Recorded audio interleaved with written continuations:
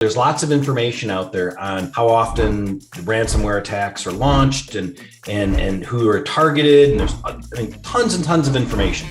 But what I think is amazing is if you take a deeper dive into this, something called ransomware as a service. Sometimes they refer to themselves as anti-security vendors. Think about that for a second. First glimpse of this, I think, recorded was around 2016 with an organization called Stampado. And they developed this really small, really inexpensive tool set and blanketed out there for just a few dollars. You could start to launch attacks. They offered a lifetime subscription. So you buy the software like a box, you could have this, and they provided updates, and they did a lot of the, it was like they literally took a page out of the book of software developers that we work with all the time and started to develop this model. Obviously, it's skyrocketed. Now, instead of a few dollars, it's a couple $100 for one set of tools. It's a couple $1,000 for discount or for different sets of tools. Stampado started this, and now a couple of years later,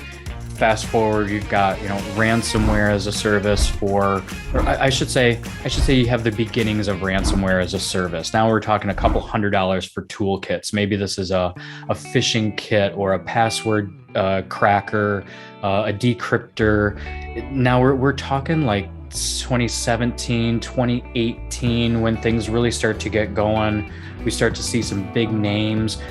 These organizations, they have their own support desk, their own customer support desk chat bots. They're providing discounts. They've launched an affiliate network. They are looking at what the white hats are doing and turn it around for themselves. It's not just the tool sets, but it's a framework to help actually be successful at launching the attack. It's a platform. I guess is the best way to look at it, rather than looking at it as just giving criminals a couple of tools to make them a little bit more successful at what they're doing. It is easy to jump on the Tor network, go through some hoops to prove that you're a hacker. Just for a couple bucks, you can get lists and hundreds or thousands of stolen passwords, stolen credentials, all sorts of reconnaissance work. You bring together all these different sets of tools. In the last few years, as they've really come into being cartels.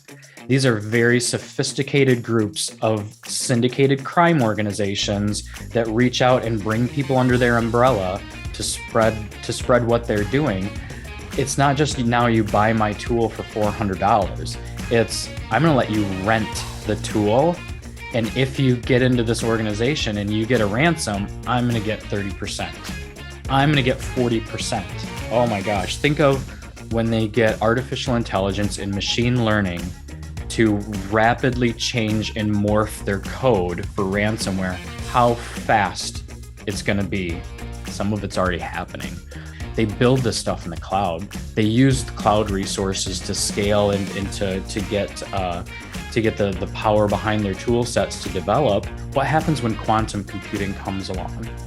And now that you have this immense amount of capabilities to crack encryption codes that previously would have taken 9,000 years to crack. What happens when the bad guys get those same sort of really powerful tools? Just like we want to learn how our customers operate, our customers should want to learn how their adversaries or their attackers, they should want to learn how those companies operate, because I think they can better prepare themselves.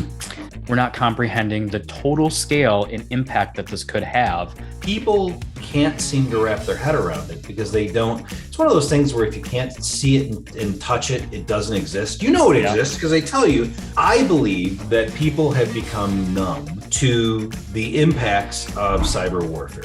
And what I mean by that is you can continue to hear about the breaches, the attacks, all that different stuff. And at some point, it just isn't as impactful. The more of that type of stuff you share on the media, and the more you watch it, the more numb you become to it. Yeah. It's desensitizing. It's desensitizing because it's going to. I think it's worth pointing out again that while phishing is definitely a major vector. There's all sorts of different ways that you can get a variety of threat actors to get a foothold into your on-premise infrastructure, your cloud infrastructure, your endpoint or whatnot. There's all sorts of these technology tools that they're using to really fundamentally undermine our society and our way of life. It is really war on our society and in our general way of life. For so long, we've heard of organizations that come to us with not with a problem. They have something that they want to buy.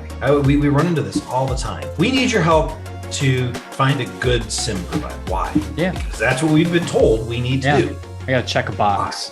Yeah. Somebody told us. An assessment said that we should have that. Walk me through what your plan is. Walk me through what happens when the ransomware attack is launched tomorrow. Well, we don't have that plan in place, but we need a SIM. So let's focus on what we need because that's what we budget.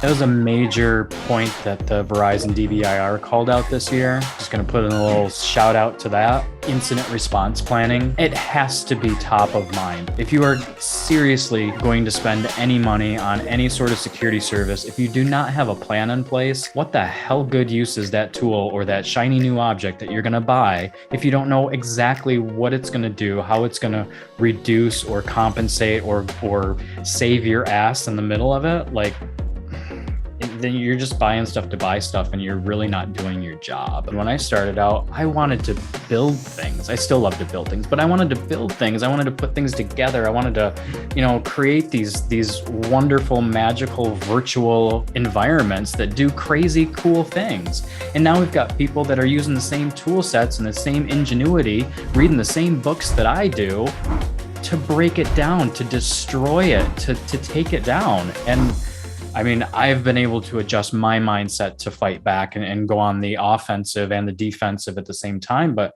there's a lot of people, like you mentioned, that, I mean, they're working 50, 60, 70 hours just trying to keep the lights on, let alone learn something new. What's out there? What's really effective? How do I put in a defense in depth approach to making sure that, I've got multiple things that are going to help me avoid this? You have to know what you need to deploy before you can deploy it. And the struggle is a lot of these organizations are spending an enormous amount of money on different products, but the products really aren't designed to work together. They're all designed to focus on a specific part of email security, threat detection, very, very almost siloed tools. There's a couple great tools and a couple great systems that are very, buzzword, holistic. They see, XDR, throw that term out there. The job is so challenging, and being able to get that framework deployed and get people where they need to be getting close is too difficult. And I don't want to use the word give up but that's really what it is. 24 months in, you're like, you know what? No one's listening to me, and I'm not making any traction, and this company is going to get hit, and I'm going to be the scapegoat. I'm not willing to be the scapegoat because other people were unwilling to listen to my recommendations.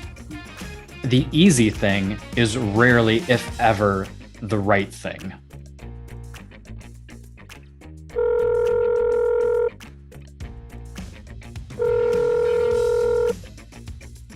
Hello?